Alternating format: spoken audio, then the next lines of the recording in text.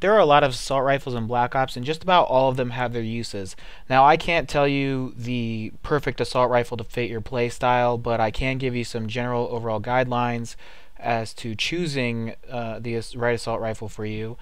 I am not going to be talking about scopes or sights as much as just general stats and format of the weapons. So let's get started. First, we'll cover the semi-automatic rifles, being the FNFAL and the M14. Both come standard with 80 bullets. They will do 2 to 3 shots to kill an enemy in the body. The main differences between the two is the FAL can equip dual mags, where the M14 cannot, and the M14 can equip a grip, where the FAL cannot. So up first is the FAL. If you put dual mags on this, yes, you can reload a little faster, but you also get extra ammo. Instead of having only 80 bullets, you will have 120. The sights on this, I prefer these sights over the M14 sights. I find them to be a little more clear. The big downside to this weapon, though, is its recoil. When you do shoot through the sights, it won't be so accurate. That wasn't too bad right there, but we'll keep going. And it's just pretty sporadic. It can go all over the place, and you're going to be missing a few. So yeah, the recoil is just kind of it stays a little centered, but it hops to the left, hops to the right, and hops up a bit. And if you want to get long range shots, you're gonna have to fire this slower to be pretty accurate. So just slow single fire shots like that. I would only use this weapon if you plan to equip dual mags, and because you like having a lot of ammo, and you want a fast reload. The M14, look at the sights. They're not as good as the FALs, but they'll do. I do not have a grip equipped now, so let's go ahead and check out the recoil. Sorry for the stuttering. Whew. It likes to rise up. We can even do it. We'll probably see a little better right here.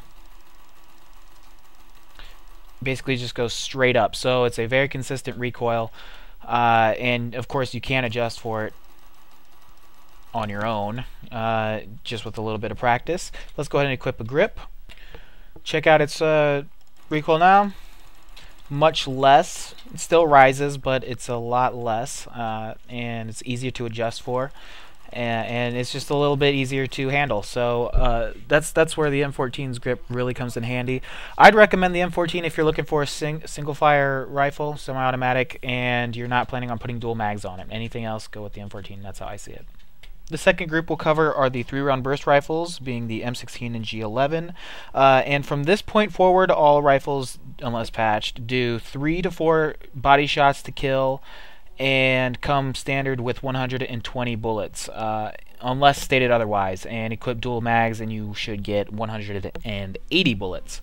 So once again, unless stated otherwise, 3 to 4 body shots to kill, 120 bullets standard, 180 bullets dual mags. Okay, so differences between the M16 and G11, major differences anyway. I'm not getting into super specific details. Remember, this is a broad video. Both of their sights are good. I mean, they're 3-round burst weapons, so recoil is really not an issue.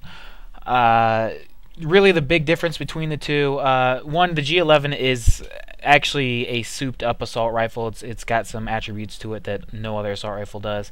But the G11 can't equip all the attachments that the M16 can. The M16 can equip your standard assault rifle sights, and just all of that, suppressors, everything, anything you can think of that comes standard on all the other assault rifles, you can do with this M16. So if you want a 3-round burst weapon that utilizes those attachments, basically the attachments you can't use with the G11, and just play. I'm not going to specify them in this video. You can look for yourself and see. Then pick the M16 with those attachments. Otherwise, G11. Now, the G11's special attributes include ammo and accuracy. And its attachments. But so first off, you hold 48 bullets by default in your magazine, so there's not going to be a whole lot of reloading going on. And you come with a total of 192 bullets on this thing. So if you want to have a lot of bullets for the long haul, This is a good weapon to try out and experiment with. Its accuracy is the same as SMGs. It has a better accuracy from the hip than standard assault rifles. No other assault rifle has this type of accuracy. I have increased hip fire accuracy on all these while I'm doing this video, but whether it's on or not, it has better accuracy than all the other assault rifles, which helps it out in the close quarters to mid-range game, because 3-round burst weapons can sometimes be a little more difficult to use than the full auto weapons up close. The sights on this are pretty good. 3-round burst weapon, pretty accurate. Nothing you can really do to improve your accuracy or make it any worse. And the only other thing that comes special with this are the attachments. Now, you can't equip all the standard suppressors and stuff like that that you find on all the other weapons, but you can put a special low-power scope on this thing, just special to the G11. The only problem with this thing is it moves around, waves around, and the bullets follow that. You can also equip a variable scope, just the same as the sniper rifles. So if you want some sort of sniper rifle 3-round burst weapon, try this, see how it works out for you. I will say the only downside to putting those scopes on, I mean, yes, this thing moves around and it's not as accurate as the iron sights, but this can hurt your mid-range gameplay a tad, even, or maybe even the close quarters. If you're going to go into zoom, see, it kind of blacks out for a bit. It's just, it might not be as fast and easy to zoom in. So if you want this weapon to be a little more based on mid to close range, keep the iron sights on. If you want this for more long range stuff, go ahead and try the scopes, see if they work out for you. Remember, you don't have to put a scope on it for it to work well long range. The third group we'll cover are the lower rate of fire fully automatic assault rifles. I call them the ammo savers because if you want to conserve ammo, you'll want a lower rate of fire weapon, because maybe it'll take 3 bullets to kill somebody. With a high rate of fire weapon, you're going to shoot 5 bullets before you see him drop and stop shooting. With a low rate of fire weapon, you'll fire 4 bullets before you see him drop and stop shooting. That's just the general theory behind it. You might find these to be a little easier to control or not. It's your call. From this point forward, it's all fully automatic, so just play with each weapon, see what you like, see what you're good with, and go with that. I'm just going to give you the quick, basic, general overviews, my opinions on these weapons. So up first is the Enfield. Its iron sights are pretty good. Just a standard assault rifle. The big problem is the recoil on this thing.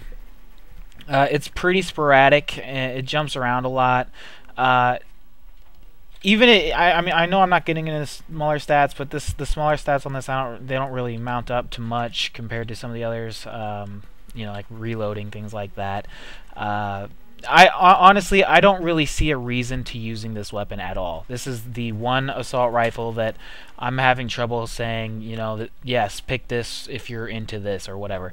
Basically, if for some reason you like the feel of this, go ahead and pick it. Otherwise, I mean, if I'm going to say avoid one, I'll say avoid the Enfield. I forgot to add also, if you want to go for long, accurate shots with the Enfield, you're going to want to do slow single-fire shots. I don't need to demonstrate that for you, though. Okay, on to the AK-47.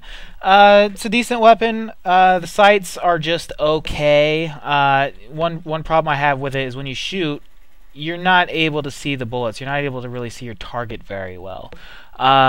But the recoil on this, going full auto, stays rather centered. So it's not too bad.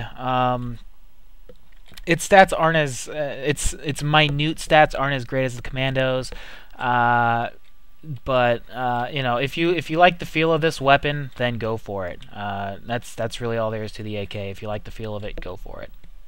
And before I forget, to get long range single shots, just you're gonna want to fire slow to mid range single shots, not slow to mid range, but slow to mid rate of fire single shots. The Commando is similar to the AK. Its iron sights are better in my opinion, easier to see, they're nicer. Once again, full auto stays rather centered, still kind of sporadic, but rather centered. If you want long range shots, just slow single fire for the really long ones. And that's about it. If you want to save some ammo, I recommend, and you want a standard assault rifle, I recommend like the Commando. Try out the AK maybe, and see where you go. And the final weapon in the ammo savers group is the Galil. It is a little more unique. It has, instead of 30 bullets in the magazine, it comes with 35. And instead of coming with a total of 120 bullets, it comes with 140. Throw a dual mag on this, and you will get 210 bullets instead of the standard 180. Let's go ahead and look down the sights of this. Sights they're decent. They're pretty good. They're not awful or anything. The recoil on this, it's controllable. It's more easily controllable. I mean, yeah, it's kind of random, but it's just easy to control, easy to follow.